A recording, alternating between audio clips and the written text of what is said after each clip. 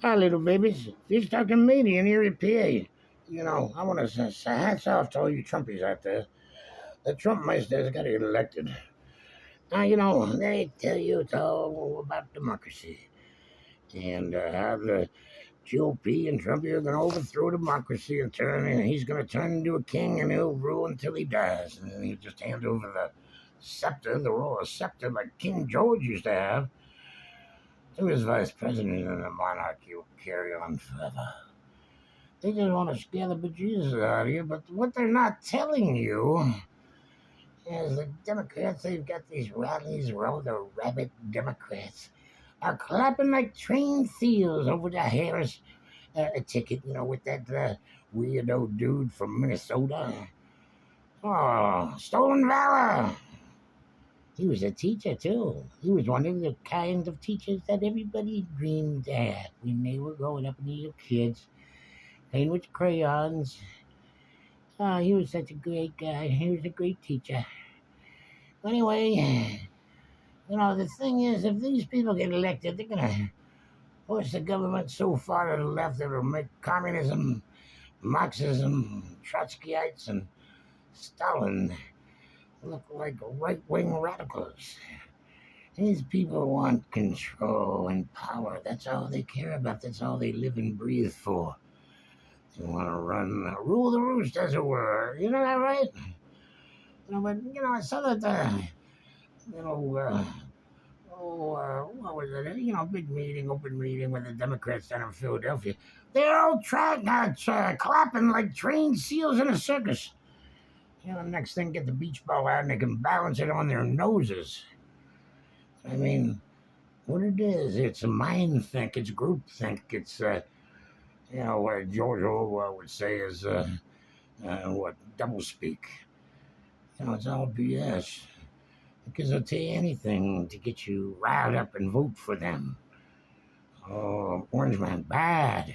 He's a communist. He's a dictator. He's Hitler reincarnated. That kind of rhetoric just goes so far. And you have to look at these people with some degree of disbelief, just because they just cannot be serious, but they are serious. That's the problem. Well, when George, I was going to say George Bush, but Joe Biden, the greatest president since George Washington, and Kamala Harris, the greatest president since Joe Biden. That's what they tell you. But don't believe it, it's not true. It's a big lie. And I got to tell you something. This is between you and me. The Trump Meister rocks, and he will rule again. All the Trumpies are going to get together. Hats off to all the Trumpies, babies. Hey, babies, Dr. Median here at PA saying, vote for Trump. Because he is the Trump Meister. Yeah, it's the second coming of Trump in November. So he needs your support. You need to vote for Trumpy. Because these leftist quacker wackies. Quacky wacky Kamala, quacky wacky. She's no good. She's got a track record. Oh boy, you don't want to go into her track record. She's bad. She's evil. She's sinister. We'll see. If she's elected, I'll be proven right. You guys are all going to be regretting voting for them. But it's all about feelings. It's not the kind of government administration that you want. It's the one that will be imposed on you. That will take your freedoms away, hike your taxes, regulate everything. Oh, you must have an electric vehicle. You can't have a gas-powered stove, or gas-powered, whatever, a car, vehicle. You gotta drive an electric vehicle. Isn't that crazy? These things are unreliable. They have a limited extended range on how much you can drive on one charge. Plus, where are they going to get all this electricity to charge these cars up? Well, the grid's at a snapping point right now. Now, if I were Trumpy, and I'm not, but if I were, I would be investing in nuclear power. It's the only way they can get enough energy that will power the demands in the future. Since they basically outlawed coal and coal-fired power plants because of their toxins, they emit mercury and other bad stuff. Not knowing that the technology is matured enough where they can filter all that stuff out. And the coal ash, too. They get coal ash they got to deal with. I read today where China is the world's largest importer of coal. They've been building coal-fired power plants for years and years.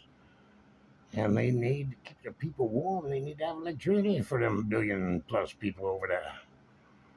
Now, if we don't get nuclear energy up and running again, and the waste is terrible. It's a bad problem. It hasn't been solved.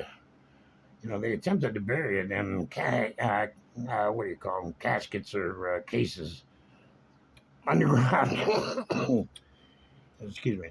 In a salt mine down in New Mexico. But that proved to be a bad idea because I started springing leaks and emitting high dose radiation. So the place was shuttered and closed down, sealed basically. But, they just haven't come up with a proper solution. I saw Buckminster Fuller back in the mid-'80s, early 80s, I think, at a lecture. And he was saying that we should take all the spent nuclear fuel and rocket it into the sun. That was his solution. And probably not a bad idea, but think how terribly expensive that would be.